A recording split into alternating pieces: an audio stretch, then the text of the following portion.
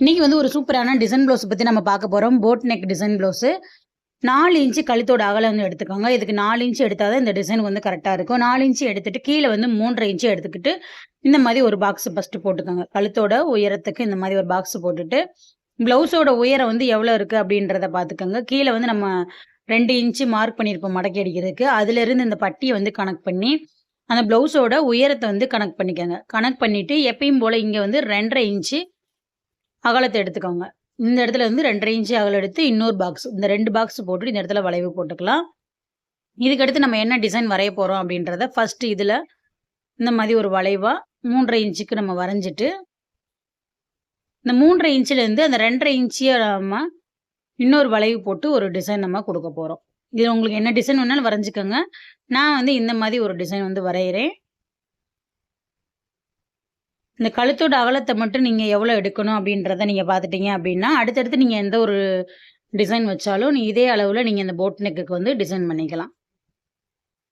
எப்பயும் போல 3 இன்ச்சு ஷோல்டரோட அளவு எடுத்துக்கிட்டு, கீழ வந்து 6 இன்ச்சு நம்ம ஹாம்கோல் அளவு எடுக்கிறோம் அப்படின்னா, ஒரு 1/4 இன்ச்சு எக்ஸ்ட்ரா எடுக்கணும். போட் நெக்குக்கு வந்து 1/4 இன்ச்சு எக்ஸ்ட்ரா எடுத்தோம்னா கரெக்ட்டா வரும்.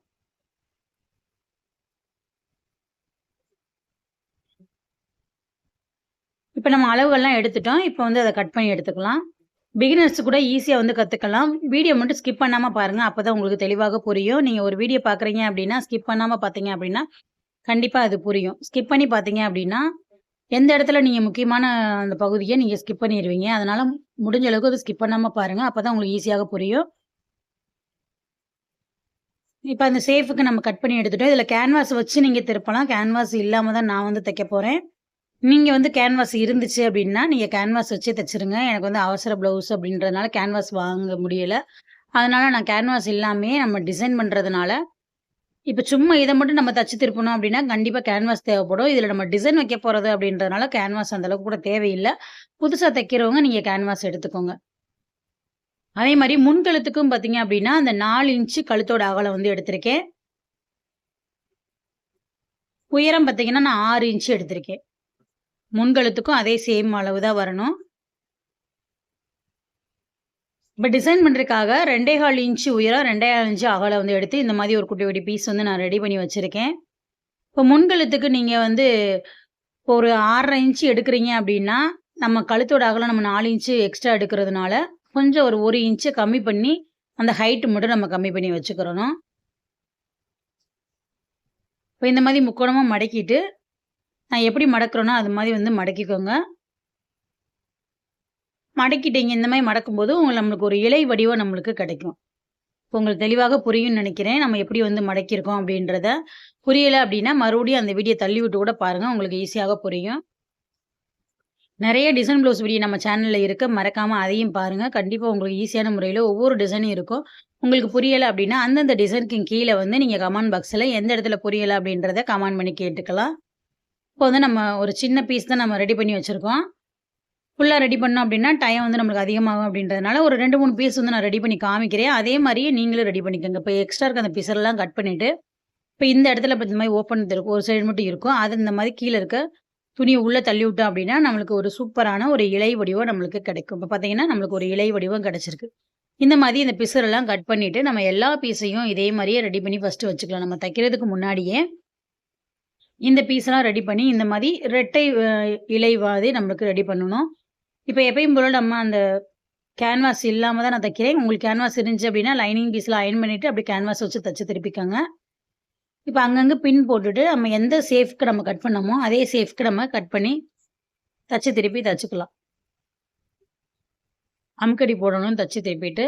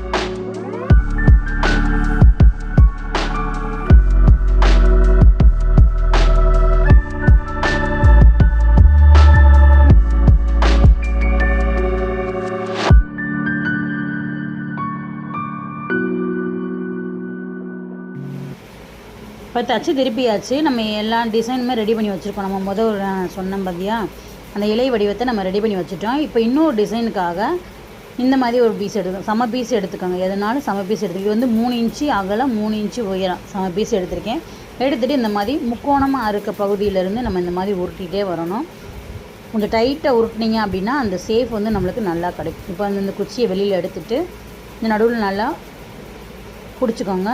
உருவிடாமல் இந்த மாதிரி பிடிச்சிட்டு கொஞ்சம் கொஞ்சமாக ஒரு மடிப்பை எடுத்துகிட்டு இந்த மாதிரி வந்தீங்க அப்படின்னா நம்மளுக்கு இந்த மாதிரி ஒரு ஷேப்பில் ஒரு சூப்பரான ஒரு டிசைன் கிடைக்கும். இப்போ வந்து நம்ம ஒரு நூலை வச்சு இதை சுற்றிட்டு அப்படியே வந்து இதில் நாட் மாதிரி நம்ம போட்டு எடுத்துக்கலாம். இந்த மாதிரி ஒரு பூ கட்டுற மாதிரி நம்ம முடிச்சு போட்டு எடுத்துட்டோம் அப்படின்னா அந்த ஷேப் வந்து நம்மளுக்கு கிடைக்கும். அந்த எக்ஸ்ட்ரா இருக்க அந்த பீஸரெல்லாம் நம்ம கட் பண்ணி எடுத்துட்டோம் அப்படின்னா இந்த மாதிரி நம்மளுக்கு ஒரு ஷேப் கிடைக்கும். இந்த மாதிரி 2 டிசைனும் நம்ம ரெடி பண்ணி வச்சுட்டு நம்ம தைக்க ஆரம்பித்தோம் அப்படின்னா சீக்கிரம் வந்து நம்ம தைச்சிடலாம். இப்போ இந்த இலை வடிவத்தை பூரா நம்ம ரெட்டை பீஸை நம்ம தைச்சி வச்சுட்டோம். இப்போ இந்த இதெல்லாம் பார்த்திங்கன்னா நம்ம ஒன்றா எடுத்து வச்சுட்டு ஒரு ஊசியால் இந்த பூ மாதிரி நம்ம ரெடி பண்ணி அதை தைச்சிடணும். கையில்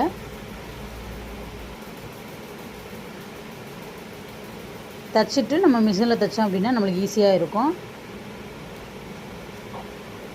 மிஷினில் நேரடியாக தைச்சோம் அப்படின்னா இது நழுவிக்கிட்டே போகும். இதில் நம்ம கையில் பிடிச்சிட்டு நழுவாமல் அங்கங்கே வந்து ஊசியை வச்சு நம்ம லைட்டாக ஒரு தைச்சிட்டோம்னா அப்படின்னா நம்மளுக்கு ஈஸியாக இருக்கும்.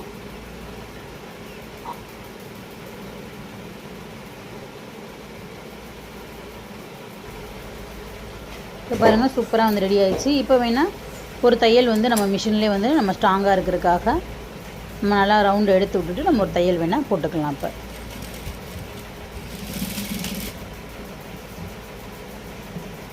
அப்படியே ரவுண்ட் பண்ணி எல்லா பக்கட்டும் நம்ம தையல் விழுகிற மாதிரி போட்டோம் அப்படின்னா அந்த சேஃப் வந்து சூப்பராகவும் இருக்கும். நம்ம எப்பயுமே வந்து பிரியாமல் நல்லா நீட்டாகவும் இருக்கும். கையிலையும் தைச்சிட்டு மிஷின்லேயும் தைச்சிருங்க. அப்போ தான் வந்து சேஃபு சூப்பராக இருக்கும். இப்போ பாருங்கள் நம்மளுக்கு நழுவாமல் எப்பயுமே வந்து உருவாது. நம்ம கையில் தைச்சோம் அப்படின்னா கூட ஒரு சில நேரம் உருவிடும். நம்ம கையில் தைச்சிட்டு நம்ம மிஷின்லேயும் தைச்சிட்டோம் அப்படின்னா எப்பயுமே அது வந்து உருவாது. இந்த மாதிரி 2 சேஃப் வந்து நம்ம தைச்சி வச்சுட்டு இப்போ நம்ம ஏற்கனவே வந்து அந்த சேஃபு நான் போட் நெக்கு தைச்சி வச்சுருக்கோம்னா அதை சென்ட்ரு பாயிண்ட்டை கனெக்ட் பண்ணிவிட்டு இந்த பூவை வந்து இதில் நம்ம தைச்சிடலாம். இதை ஃபஸ்ட்டு நம்ம தைச்சிட்டு தான் அடுத்த பூ வந்து நம்ம தைக்க ரெடி பண்ணணும். கண்டிப்பாக இது வரைக்கும் உங்களுக்கு வந்து புரிஞ்சிருக்குன்னு நினைக்கிறேன்.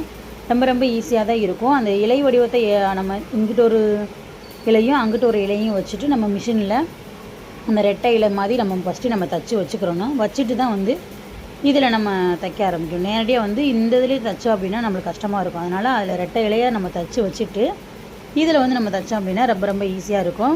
ஒவ்வொரு விஷயத்தையும் நம்ம எந்த அளவுக்கு நம்ம தைச்சி நம்ம அதில் ஈஸியாக கற்றுக்கிற முடியுமோ அந்தளவுக்கு வந்து நம்ம ஒவ்வொரு டிசைனையும் நம்ம ஈஸியாக வந்து கற்றுக்கிறணும். இப்போ கையிலே வந்து தைச்சி விட்றலாம். தைச்சி விட்டுட்டு இப்போ இந்த முனிலெலாம் பார்த்திங்கன்னா லைட்டாக நம்ம எல்லாத்துலேயும் தைச்சி விட்டோம் அப்படின்னா அந்த பூ வந்து தூக்காமல் நம்மளுக்கு அந்த சேஃப் அமுங்காமல் நல்லா நீட்டாக தெரியும். இப்போ இங்கே லைட்டாக தைச்சி விட்றலாம். ரொம்பலாம் இழுத்து பிடிச்சி தைக்க வேணாம். இழுத்து பிடிக்காமல் ஒவ்வொரு இதையும் சும்மா லைட்டாக வந்து நாட் கூட போட தேவையில்லை. அதில் கோர்த்து எடுத்து நம்ம தைச்சிட்டே இருந்துட்டு போனால் நம்மளுக்கு கரெக்டாக வரும். ரொம்ப இழுத்து பிடிச்சிங்க அப்படின்னா அந்த சேஃப் வந்து நம்மளுக்கு மாறும். அதனால் லூஸாக விட்டு அங்கங்கே அந்த முனியில் ஃபுல்லாக நம்ம தைச்சி எடுத்துக்கலாம். இப்படி தைச்சிட்டோம் அப்படின்னா நம்மளுக்கு தூக்காது. நம்ம தைக்காமல் அப்படியே விட்டுட்டோம் அப்படின்னா இந்த 2 சைடும் பார்த்திங்கன்னா தூக்கிட்டு இருக்குது பார்த்திங்களா, அந்த மாதிரி இருக்கும். அதனால் நம்ம ஃபுல்லாக நம்ம தைச்சி விட்டோம் அப்படின்னா நம்மளுக்கு சூப்பராக நம்மளுக்கு இருக்கும்.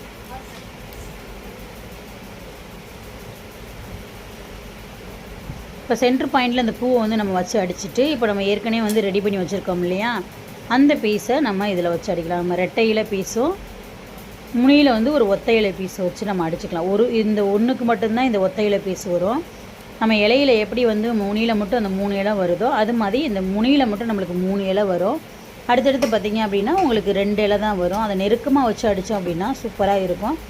துணி வந்து கம்மியாக இருந்துச்சு அப்படின்னா நீங்கள் மார்க் பண்ணிவிட்டு 8 வச்சு அடிங்க. துணி உங்களுக்கு நிறையா இருந்துச்சு அப்படின்னா கிட்ட வச்சு நீங்கள் அடிங்க. ஃபஸ்ட்டு நம்ம ஒரு பீஸ் அடிக்கும்போது மட்டும் தான் கொஞ்சம் கவனமாக அடிக்கணும். அதை எந்த இடத்துல வச்சு அடிக்கணும் அப்படின்றத கவனமாக வச்சு பார்த்துட்டு அடிச்சுக்கோங்க. அந்த ஒரு பீஸ் வச்சு அடிச்சிட்டிங்கன்னா அடுத்து தொடர்ச்சியாக அந்த ரவுண்டு ஷேப்பில் நம்ம ஒவ்வொன்றையும் வச்சு நம்ம அடிச்சுட்டே வந்துடலாம். இப்போ நம்ம ரெடி பண்ணி வச்ச பீஸை இந்த மாதிரி வந்து தைச்சிட்டோம் அப்படின்னா ஒரு சூப்பரான ஒரு டிசைன் வந்து கிடச்சிரும். இது ஃபுல்லாக உங்களுக்கு தைச்சிட்டு நான் காமிக்கிறேன் எப்படி தைக்கணும் அப்படின்னு. அதே மாதிரி பார்த்தீங்க அப்படின்னா ஒரு சைடு பூ வந்து இப்படி வச்சு அடிக்கணும். 2வது சைடு அடிக்கும்போது அந்த இலைய மாத்தி வச்சு அடிக்கணும். அத வந்து கவனமா பார்த்துக்கங்க. ரவுண்ட் ஷேப்ல ஒரு சில பேர் என்ன பண்ணுவீங்க அப்படின்னா, அத சரியா ஃபர்ஸ்ட் வீடியோ மட்டும் பார்த்துட்டு, அந்த லாஸ்ட் வரையும் பார்க்காம போயிருவீங்க. அதே மாரி அந்த ரெட்டை இலை பீஸையும் வரிசையா வச்சு அடிச்சுட்டே போகும்போது உங்களுக்கு தழலா வந்துரும். இந்த பூ வரைக்கும் மட்டும் தான் இந்த பீஸ இது மாதிரி அடிக்கணும். இப்ப அப்படியே திருப்பிட்டு ஆப்போசிட்ல நம்ம அப்படியே அந்த இலைய மாத்திக்கிறோம். அப்பதான் 2 சைடுமே நம்மளுக்கு கரெக்ட்டா இருக்கும். பார்த்தீங்கன்னா, ஒரு சூப்பரான ஒரு டிசைன் வந்து நம்மளுக்கு ரெடி ஆயிருக்கு. எவ்வளோ அழகா இருக்கு அப்படின்றத பாருங்க. இப்ப பார்த்தீங்கன்னா, இந்த பூ இந்த பக்கம் இருக்கா, நம்ம அப்படியே திருப்பி இந்த இலை வடிவத்த இந்த பக்கம் திருப்பிறணும். அவ்வளோ இப்போ ஃபுல்லா வந்து நீங்க வரிசையா வச்சு அடிச்சுருங்க. ஃபுல்லா அடிச்சுட்டே உங்களுக்கு நான் காமிக்கிறேன் எப்படி இருக்கு அப்படின்றத பாருங்க.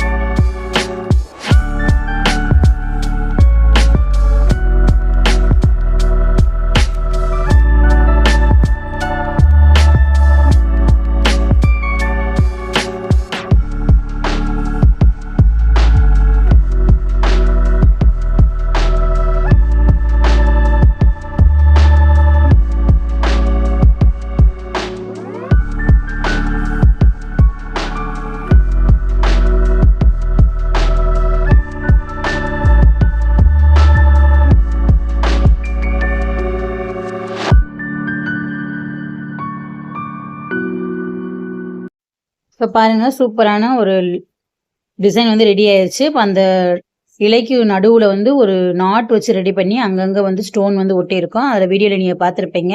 இப்ப சூப்பரான ஒரு டிசைன் வந்து ரெடி ஆயிருச்சு. நீங்க அந்த இலையில வந்து தச்சு விடுறதா இருந்தாலும் விட்டுக்கலாம். அப்படி இல்ல வேணாம் இந்த டிசைன் எனக்கு பிடிக்கல அப்படின்னா, நீங்க முதல்ல தச்சு விடாம வச்சுட்டு, அந்த இடத்துல வந்து முனியில மட்டும் தச்சு விட்டு ஒரு பாசி மாதிரி இன்னும் கூட வச்சுக்கலாம். அது உங்களுடைய விருப்பம் தான். எப்படி இருக்குன்ட்டு மறக்காம கமெண்ட் பண்ணுங்க. நம்ம சேனல இப்பதான் நீங்க புதுசா பார்க்குறீங்க அப்படின்னா, சப்ஸ்கிரைப் பண்ணி பெல் ஐகான கிளிக் பண்ணி வச்சுக்கோங்க. அப்பதான் ஒவ்வொரு வீடியோவும் நோட்டிஃபிகேஷன்ல வரும். இந்த வீடியோ பத்தி ஏதாவது டவுட் இருந்துச்சு அப்படின்னா, மறக்காம கமெண்ட் பாக்ஸ்ல பண்ணி கேளுங்க. Thank you.